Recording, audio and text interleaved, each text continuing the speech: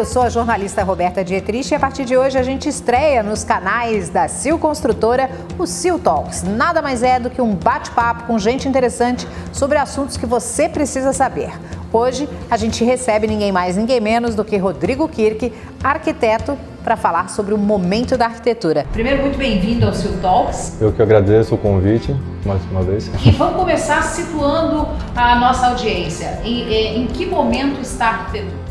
A arquitetura está num momento de uma discussão muito interessante, porque vinha, antes da pandemia, toda uma estrutura para as pessoas morarem na cidade, viverem fora do seu apartamento, da sua casa, praticamente tendo a casa e o apartamento só para dormir. E com a pandemia isso inverteu. Foi muito interessante que as pessoas começaram a ver que precisam de um espaço para viver.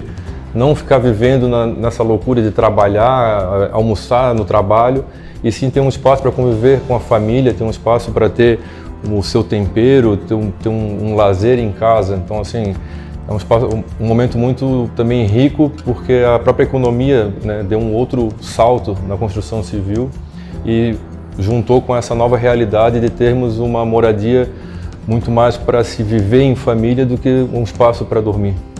E Rodrigo, isso muda também a forma de projetar e de lançar, por exemplo, novos empreendimentos? Com certeza, porque muda totalmente a demanda, a necessidade de espaços, varandas maiores, né? A gente vinha com um fluxo de reduzir tudo o máximo possível e agora a gente vai para uma expansão onde é necessário uma quantidade de metro quadrado maior para ter realmente uma varanda que eu possa fazer um churrasco do final de semana, de um espaço onde eu posso conviver com a família, um espaço onde eu posso estar sozinho para ler um livro. Então, a quantidade de área para se ter um espaço para a família é maior.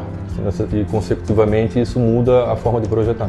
Bom, a gente vinha, inclusive, de uma tendência nos grandes centros, como São Paulo, de lançamentos imobiliários com 15 metros quadrados.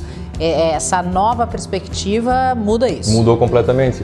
A gente vinha, por exemplo, apartamentos de 2 suítes de 70 metros quadrados. Hoje, se a gente não projetar com 85 metros quadrados, já é quase que inviável para atender essa demanda de ter um lar.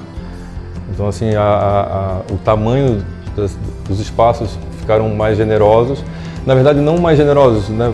Realmente um espaço que a gente possa usar não só para chegar à noite, no final do dia, comer algo rapidamente no micro-ondas e dormir, mas sim realmente viver, conviver entre pessoas num espaço habitável. Então, do ponto de vista de planta baixa, Rodrigo, também há alterações, porque de repente um hall onde eu possa deixar os sapatos, onde eu possa higienizar as compras que eu trago de fora, isso também tem espaço? Tem espaço para ter o hall, banheiros, muitas vezes mais banheiros. Antes uma suíte com 2 quartos já não atende mais, já tem que ter 3 suítes.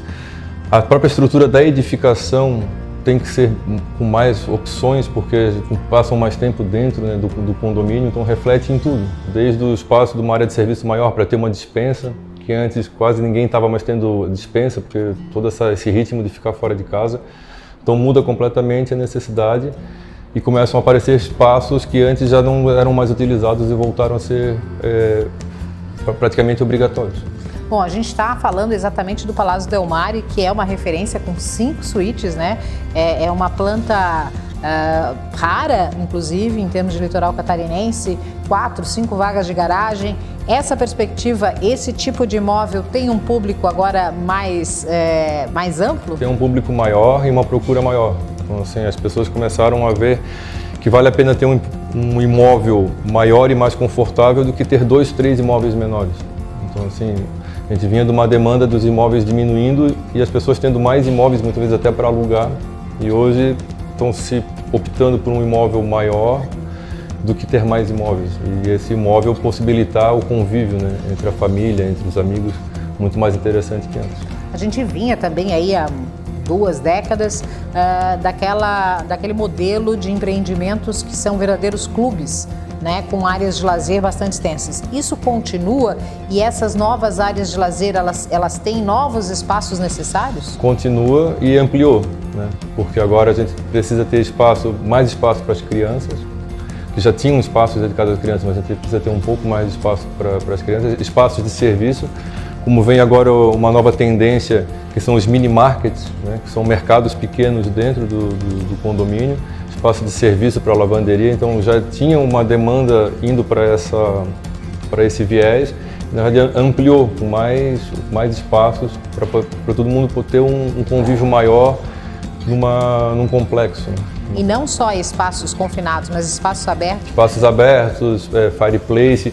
O que vem uma demanda também de espaços diferentes do que a gente tinha antes, que era um espaço fechado, que o morador ia lá, tinha que agendar, pagar uma limpeza. Está vindo agora uma demanda de espaços abertos que não preciso ir lá e fazer uma reserva, onde as pessoas conseguem conviver. O que é muito interessante, que faz com que os vizinhos se conheçam. Né? Que antes vinha uma demanda de todo mundo querendo usar um espaço sozinho, e agora isso mudou para espaços de convívio coletivo. Rodrigo, você projeta para algumas construtoras, inclusive aqui para a Sil, né, e temos aí em construção o Sil Boulevard, que tem a tua assinatura. Você percebe que esses empreendimentos novos estão sendo uma boa perspectiva de investimento? Com certeza, todo o imóvel, né, no litoral, ele acaba tendo uma perspectiva de investimento interessante porque nunca desvaloriza, ele sempre tem uma valorização gradativa. E é um investimento seguro, porque por mais que a economia oscile, dificilmente eu vou ter perda de valores. Como, por exemplo, bolsa de valores, eu tenho um risco muito maior. Nos empreendimentos imobiliários, o meu risco é menor e a minha garantia de valorização é sempre concreta. A questão do momento colaborativo que a gente vive, né, de estar unido. Inclusive, dentro ainda dessa perspectiva da arquitetura, a gente tem a Dinamarca, que é um país que é o berço do design minimalista, do design escandinavo, né, que inclusive tem adjetivo pátrio, que é uma boa referência na forma de se relacionar com a casa, né, Rodrigo? Com certeza. A população escandinava já está num momento em que ela tem uma preocupação muito mais em ser, em viver o espaço do que ter. Então, assim, por exemplo, eu tenho uma poltrona, ela tem que ser confortável para eu sentar, ler um livro, não porque ela tem uma estética bonita e eu deixo num canto da sala para tirar uma foto. Então, é uma cultura onde eu vivo, onde eu tenho o meu espaço contemplativo, onde eu tenho o objeto para ele servir para aquilo que eu preciso. Não porque eu acho ele bonito ou eu vou mostrar para alguém que eu tenho algo de valor, que é bem diferente. Obrigada, Rodrigo, pela tua participação. Eu que agradeço. Bom, gente, esse foi o Sil Talks, hoje conversando com o arquiteto Rodrigo Kirch. Até a próxima.